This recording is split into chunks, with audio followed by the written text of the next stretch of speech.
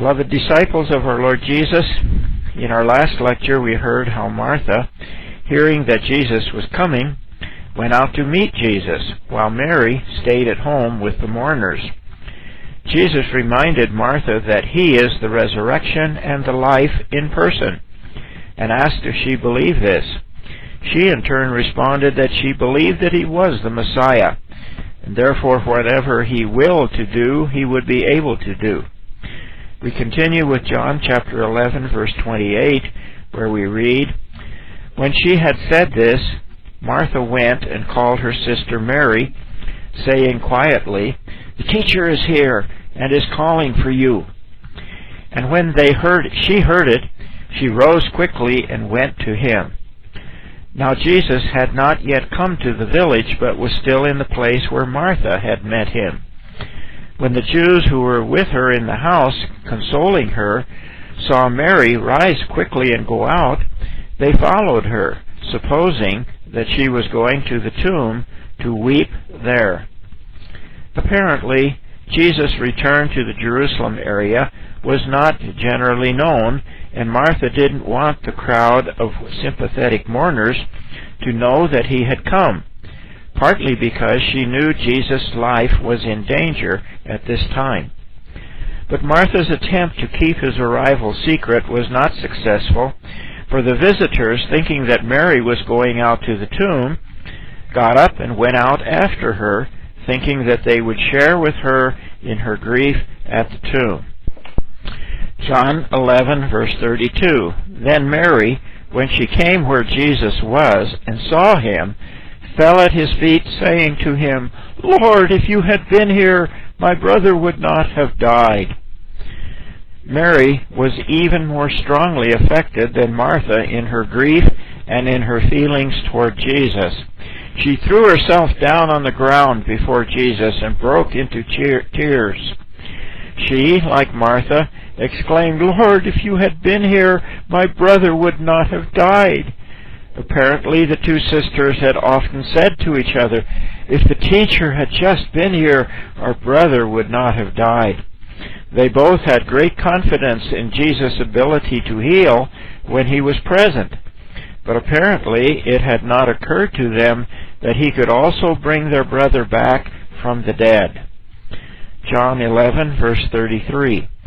"When Jesus saw her weeping, and the Jews who came with her also weeping, He was deeply moved in spirit and troubled." In these words, the Apostle John describes a scene of intense grief. Mary, seeing Jesus, is overwhelmed with emotion. She burst into tears and threw herself down at the feet of Jesus. The Jewish friends and relatives of Mary were also crying bitterly. Jesus, seeing such intense grief and sadness in the face of death, is Himself overwhelmed with emotion. Our translation says He was deeply moved in spirit and troubled, but the Greek words express even more intense emotion. The verb embrimomai, translated here, became deeply agitated, literally means to snort with indignation, and regularly indicates anger or displeasure of some sort. And John added that Jesus also was troubled.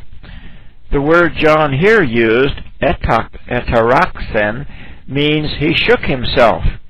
Taking both words together, we might say Jesus shook with angry indignation. But why such intense and angry reaction by Jesus? John says that it was the bitter grief and sobbing of Mary and her friends that occasioned this reaction by the Lord. But why the element of anger? Most likely it was because of the intense sadness and devastation that death has brought into God's creation. Jesus was not made of stone. He was fully human and quite emotional. His love for people such as Lazarus and his sisters was deep and real. So when they suffered and cried, He suffered and cried right along with them. Furthermore, Jesus is also the Son of God, clothed in human flesh and blood. And as the Creator, He looked at His creation terribly ruined and devastated by Satan, sin, and death. When God first looked at His completed creation, He declared it very good.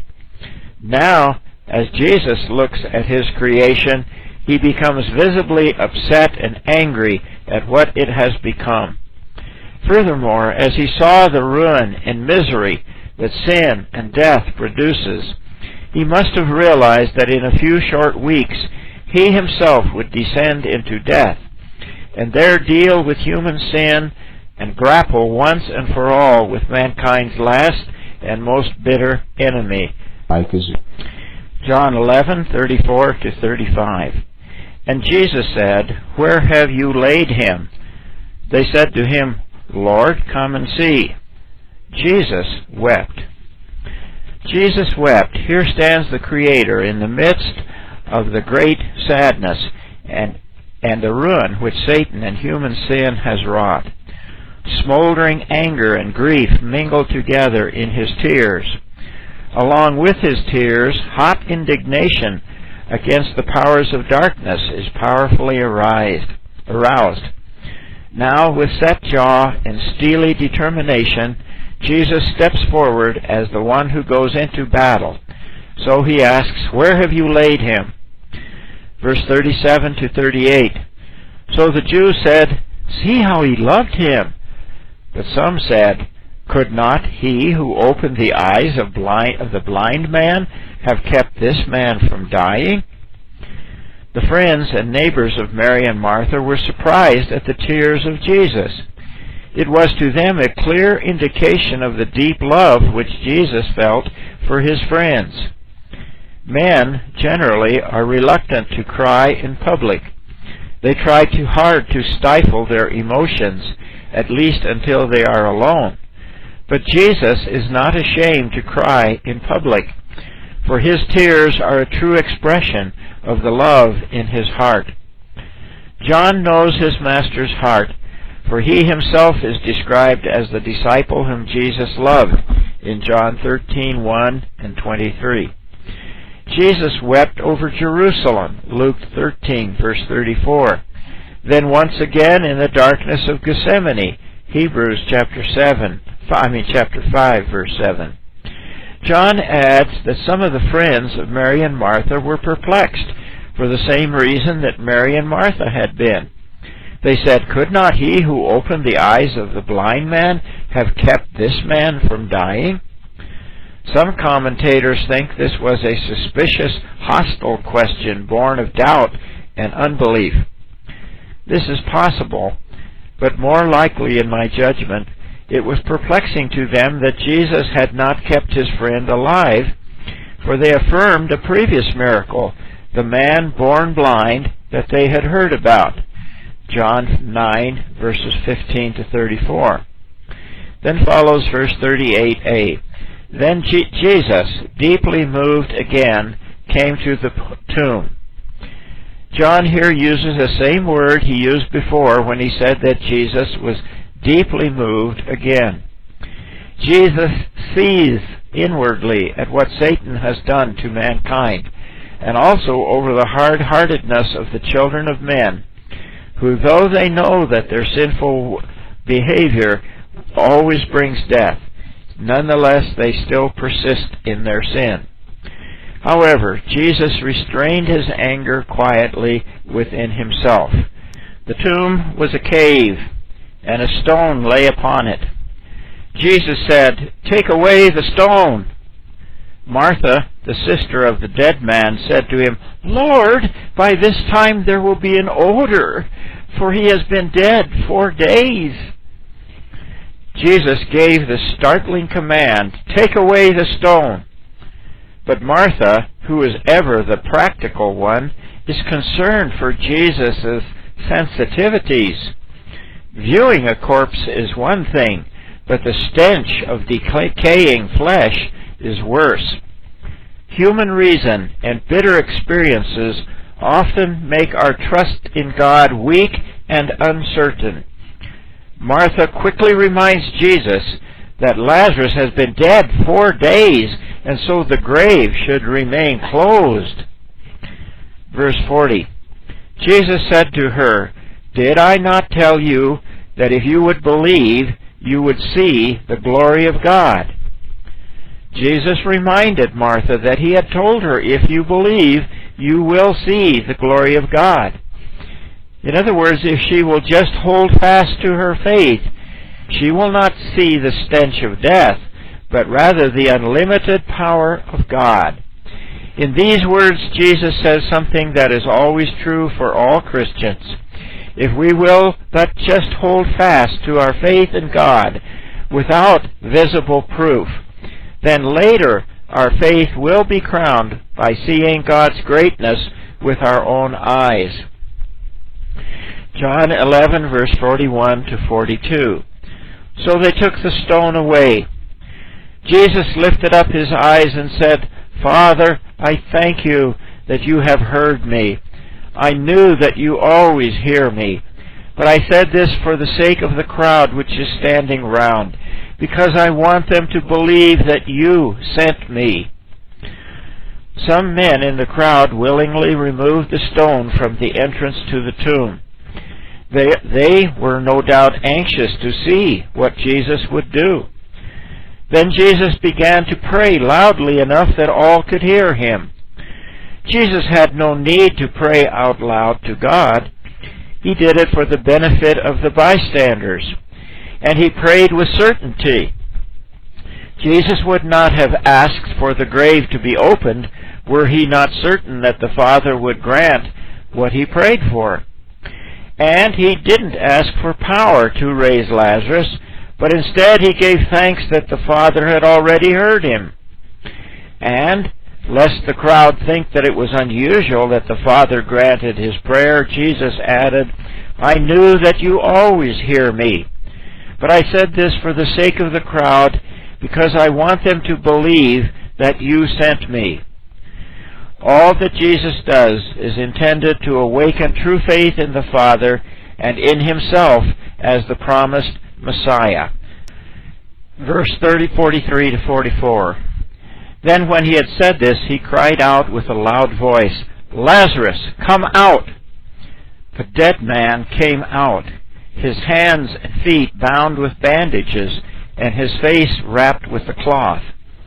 Jesus said to them, "Unbind him and let him go." Jesus shouted his authoritative, "Lazarus, come out!" He spoke to a corpse in a 4-day state of decay, as though it still had ears to hear sounds and inner strength to obey a command. But such is the power of Jesus that death and lifelessness cannot disobey the voice of the Creator. If Jesus had commanded a solid rock to come forth, it would have obeyed. And as someone has said, if Jesus had not said, "Lazarus, come out," the whole graveyard would have yielded up its dead. Thus Jesus powerfully demonstrated that he acted in union with the Heavenly Father, for at his command Lazarus had come back fully reinstated in his natural but mortal human life. This entire miracle, however, is a preparation for a still greater event. For the time will come when Jesus will utter a still mightier shout, when, quote, "all who are in the tombs will hear his voice and come forth, those who have done good to the resurrection of life, and those who have done evil to the resurrection of judgment." John 5, verse 28. But before that resurrection can take place, Jesus himself must first die and be raised from the dead, and thus become the first fruit of a far greater resurrection. The body of Lazarus, when restored to life, was still impeded by his grave clothes as he came forth from the tomb. Loving hands had to unwind the sheets wrapped around his body and remove the separate band wrapped around his head. Whereas when Jesus arose from the dead, The grave clothes remained in undisturbed form in the tomb, and Jesus passed through the stone walls and locked doors, possessing a new, glorious, indestructible, and eternal body of the resurrection. 1 Corinthians 15, verse 42 to 44. John 11:45 to 46 concludes, "Many of the Jews, therefore, who had come with Mary and had seen what he did, believed in him. But some of them went to the Pharisees and told them what Jesus had done."